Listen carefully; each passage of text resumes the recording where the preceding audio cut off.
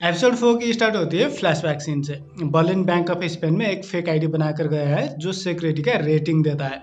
Berlin और गैंडिया पहली बार वहीं पर मिले थे। बर्लिन गवर्नर से मिलने के लिए गया था और गैंडिया गवर्नर का बॉडीगार्ड था। उधर नायरोबी उठते है तब नर्स बाथरूम जाती है। गैंडिया नायरोबी के पास आता है और कहता है, मैंने कहा था मैं तुम्हें मार दूंगा।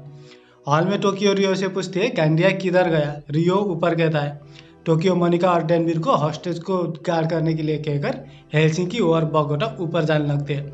गैंडिया नायरोबी की मुंह पर पीलो रखकर उसको सफोकेट करने की कोशिश कर रहा है। टोक्यो के डिवाइस में नायरोबी के पल्स इरेगुलर दिखाता है और वो लोग दौड़ते हुए नायरोबी के पास चल जाते हैं। नायरोबी एक इंजेक्शन को उठाकर गैंडिया को मारने लगती है। तभी नर्स आती है, गैंडिया वहां से भाग जाता है। बगोटा नायरोबी के पास बैठता है। हेलसिंकी और नायरोबी अब गैंडिया को ढूंढने निकलते हैं। हॉल में हॉस्टेज के पास ऑटोरो हीरो बनने लगता है। अब वो कहता है कि वो लोग रेजिस्टेंस है और सारे हॉस्टेज उसके साथ चिल्लाने लगते हैं, वी आर दी रेजिस्टेंस। डेनवीर गन फायर करता है और सब लोग चुपचाप बैठते हैं। फिर हम एक फ्लैशबैक सीन देखते हैं। बर्लिन और पालेमो प्रोफेसर को कहते हैं बर्लिन एक फेक आईडी से रिस्क एनालिस्ट बनकर गवर्नर के पास जाएगा और देखेगा गवर्नर के जो बॉडीगार्ड है वो प्रैक्टिकल में उनके प्रोटोकॉल फॉलो करते हैं या फिर कुछ और ही बिहेव दिखाते हैं।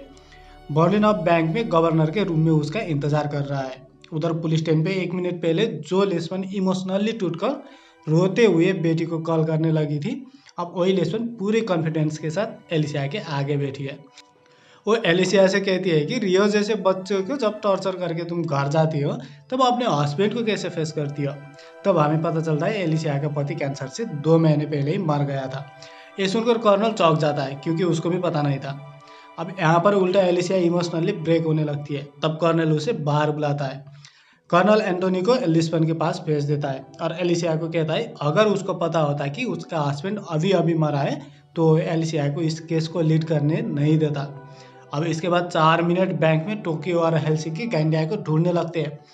गैंडिया पीछे से आकर हेलसिंकी को लटका देता है। टोक्यो और बगोटा हेलसिंकी को फांसी से निकाल लेते हैं और हाँ, गैंडिया तो लटका कर भाग ही गया था।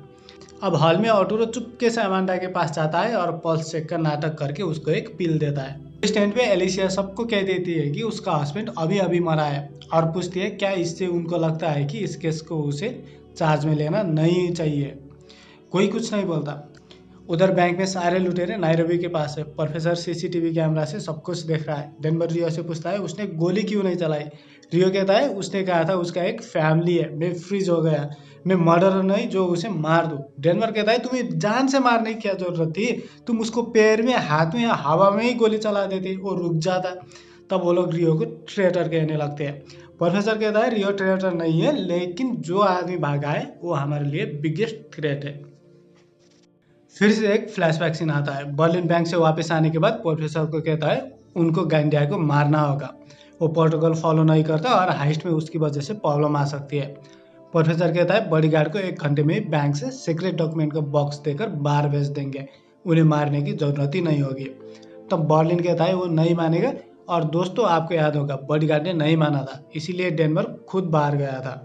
अब फिर आती है बैंक के अंदर की सीन। बर्लिन गवर्नर के पास होता है तब बैंक में एक छोटा सा ब्लास्ट होता है और उसी वक्त बर्लिन ने उन बॉडीगार्ड की रिएक्शन को ऑब्जर्व किया था। बर्लिन कहता है अंदर आर्मी के हाथ हथियार है और पालेमो गैंडिया की रिपोर्ट देता है जिससे पता चलता है वो एक असैसन था। प्रेजेंट डे में प्रोफेसर सबको बता देता है गैंडिया एक असैसन है और पूछता है उनको हथियार का बॉक्स मिला कि नहीं। वो लोग कहते हैं उन्होंने पूरी जगह छान मारी लेकिन उनको हथियार का बॉक्स नहीं मिला। प्रोफेसर सेल्फ डिफेंस में गैंडिया को मारने का परमिशन देता है। अटूरो अमांडा को पिल्स देने के बाद उसे सोने में हेल्प करता है और जब अमांडा सो रही होती है उसकी जैकेट खोलने की ट्राई करता है।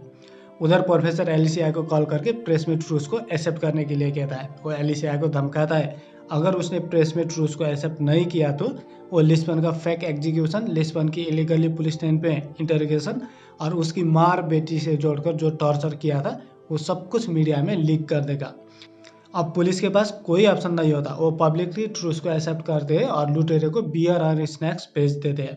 दोस्तों यहाँ पर प्रोफेसर ने ट्रूस को मीडिया में इसीलिए लाया है क्योंकि अगर गैंडिया अंदर से पुलिस को कांटेक्ट करके अटैक को कोऑर्डिनेट करना चाहे तो भी पुलिस अटैक नहीं कर पाएगी। अब फिर से बैंक में गैंडिया का हंट शुरू होता है। उधर सर्जरी के बाद नायरोबी बगोटा को शादी का ऑफर करती है। सारे लुटेरे एक एक करके सारे रूम चेक कर रहे हैं। मोनिका रियो से पूछती है टॉर्चर के बाद उसके बॉडी में एक भी स्कार क्यों नहीं है। उसने गांडिया को क्यों शूट नहीं किया और प्रोफेसर को उसने इस टॉर्चर के बारे में क्यों नहीं बताया। मोनिका को डाउट है रियो ने सिर्फ उसके साथ ही क्यों ये सब शेयर किया। और रियो कंटिन्यूसली कहने लगता है वो फिर से वो सब याद नहीं करना चाहता था और कहता जाता है। मोनिका उसको हक करके शांत करती है और पूछती है अब वो क्या करने वाला है। वो कहता है अब वो गांडिया को मारने वाला है। दोस्तों गांडिया ने प्रोफेसर के सारे सीसीटीवी कैमरा को डिस्कनेक्ट कर दिया है और अब वो वेंटिलेटर से छुपते हुए मूव कर रहा है।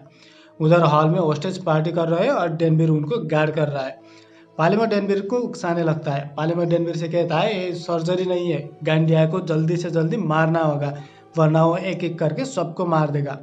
पालिमर कहता है जिस रियो की निगरानी में गांडिया भाग गया और उसे रियो गोली नहीं मार पाया, फिर भी टोक्यो ने गांडिया को हंट करने के लिए रियो को भेज दिया मोनिका के साथ, पर तुम्हें यहाँ पर छोड़ा है। इस वक्त टोक्यो की लीडरशिप ठीक नहीं है, मुझे खोल दो। डेनविर कॉन्फ्लिक्ट हो जाता है और सोचने लगता है। तभी रियो को देखकर दौड़ के उसके पास आता है।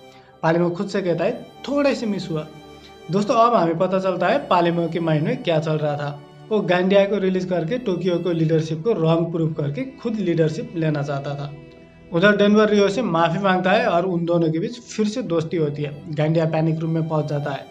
पैनिक रूम से गांडिया पूरे बैंक को सीसीटीवी से मॉनिटर कर सकता है। गांडिया कर्नल टोमायो को कॉल करके दोनों को कोऑपरेशन में अटैक करने को कहता है। तब कर्नल कहता है वो लोग अभी ट्रूस के बीच में है, वो 24 घंटे तक अटैक नहीं कर सकते। और गांडिया को कहता है वो ऑफिशियली ऑर्डर तो नहीं दे सकता, लेकिन अगर उसने सारे लुटेरों को मार दिया तो वो इस देश का हीरो होगा, और क्योंकि ये सेल्फ डिफेंस होगा तो उस पर कोई भी लीगल एक्शन भी नहीं होगा। गांडिया गन्स और एम्युनिशन लेकर प्रिपेयर होता है। एलिसिया लेसवन से कहती है उसकी माँ और बेटी उनके पहुंचने से पहले ही भाग गए थे, लेकिन एलिसिया ये भी बताती है कि रियो ने उसे कैरियर के बारे में बता दिया था और ये बात रियो ने अब तक प्रोफेसर को नहीं कहा है। एंटोनी प्रोफेसर को फ़ोन करके बता देता है गांडिया पैनिक रूम में छुपा है और वो सीसीटीवी से सब कुछ देख सकता है। प्रोफेसर टोक्यो को ये सब बता रहा होता है। तभी गांडिया टोक्यो को पीछे से सर में मारकर गिरा देता है और एपिसोड यहीं पर खत्म होती है। दोस्तों आपको एपिसोड कैसा लगा? अगर वीडियो पसंद आई तो लाइक कीजिए, कमेंट कीजिए, और अगर आपने अब तक हमें सब्सक्राइब नहीं किया तो जल्दी से सब्सक्राइब कीजिए। मिलते हैं दूसरे वीडियो में।